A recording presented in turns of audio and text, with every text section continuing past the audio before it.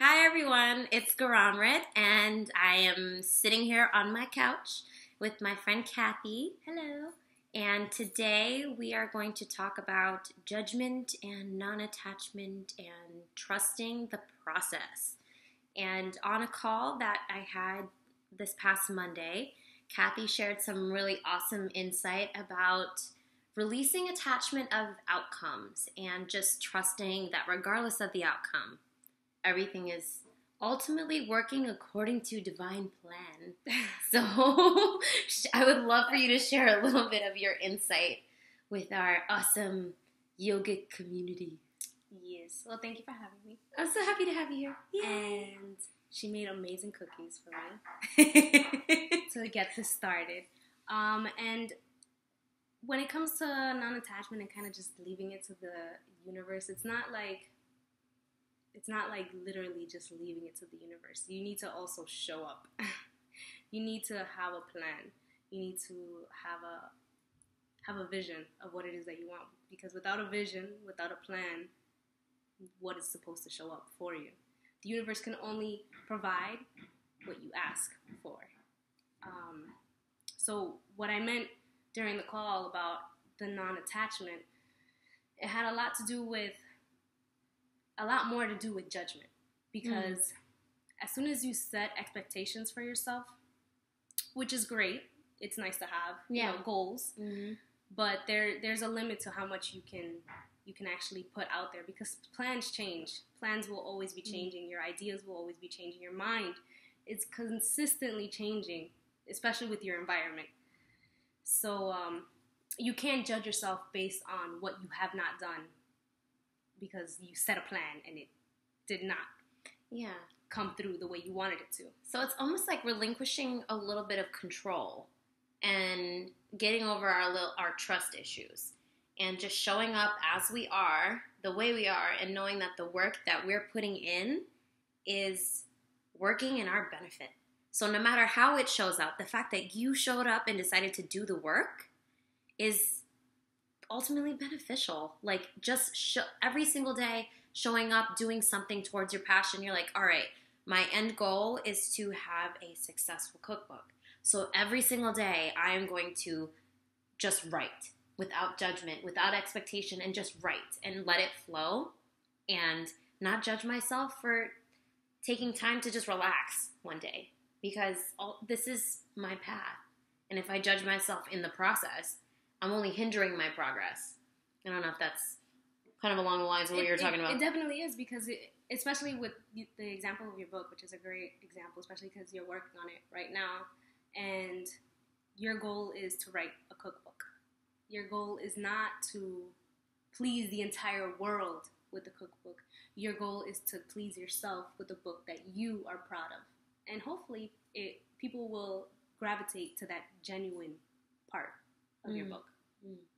You know, and whether it's a big seller as soon as it gets out or in 5 years, that you are not attached to. That is not in your control. That will happen when it has to happen. So if it doesn't happen tomorrow when you release it, if you release it tomorrow, not that it's going to be released tomorrow. That's not happening. I just happen to be talking. But, if, say, tomorrow you decide to release it and then it's not the number one cookbook in the boards tomorrow, that's not you. You wrote your book. You put your heart into it. And if it might be a big seller in 2-3 years, once people understand understand and appreciate what you're putting out there. Yeah, but it's just a matter of me showing up. And that's really important, is actually doing the work. Like, I can ask the universe for to start doing yoga full time, which is what I'm actually trying to do. And unless I actually start applying and showing up to interviews and doing what I have to do, it's not going to happen, And you can ask to be rich, but what are you really asking for? Rich in what? In money? Like, what is it that you need? What is your divine purpose? What is your gift to the world? So you're kind of giving up a little bit of your control and just allowing the universe to either prosper for you, but you have to put in the work, which is the main point of being here, because that's all we can do. All I can say is I practice every day, or I meditate every day, and I apply to jobs every day. When I get a job full time and I'm living the yogi life, then, maybe I decide I don't want to do that anymore, and I cannot judge myself for that. You cannot judge yourself for changing your mind. You can only appreciate what you have done up to this point. Yeah. It's also part of self-growth and recognition, because what we may want now may not be what we want in 5 years, 10 years. Those things change. And it's okay if things don't go according to plan, and that's fine. I mean, I always have this plan, like, I'm going to have kids at this age, I'm going to get married at this age, I'm going to do this at this age, and having that strict timeline, that is a stressful life. It's stressful life, and it doesn't give you an opportunity for some wiggle room. Like, you need some wiggle room, a room to change your mind and just move on. Yes, I want to write a cookbook, and I see myself writing more cookbooks. But what if one day I want to be a yoga teacher? All right, let's do that. All right, universe, let's go. Let's do it. Sometimes you just get these, like, surges of epiphanies that are just like, oh. And that's what happened to me with my cookbook. And that was the week before not even the week before, the same day I got laid off. I had this epiphany. Walking to the farmer's market, and my heart said, write a cookbook. And I'm like, write a cookbook? Are you crazy? I was like, who has time to write a cookbook? That's funny. I was like, all right, you don't have time, I'll make you time. And boom, time was granted. So listen, be silent. You'll get little bits of wisdom in there. Yeah, and it's funny how things show up too. Like, once you start paying attention to your body, and you start paying attention to yourself, and you start like really appreciating everything that you put into your body, and things that you do for your body, and things that you do for yourself, things just start showing up. Things start just to make sense.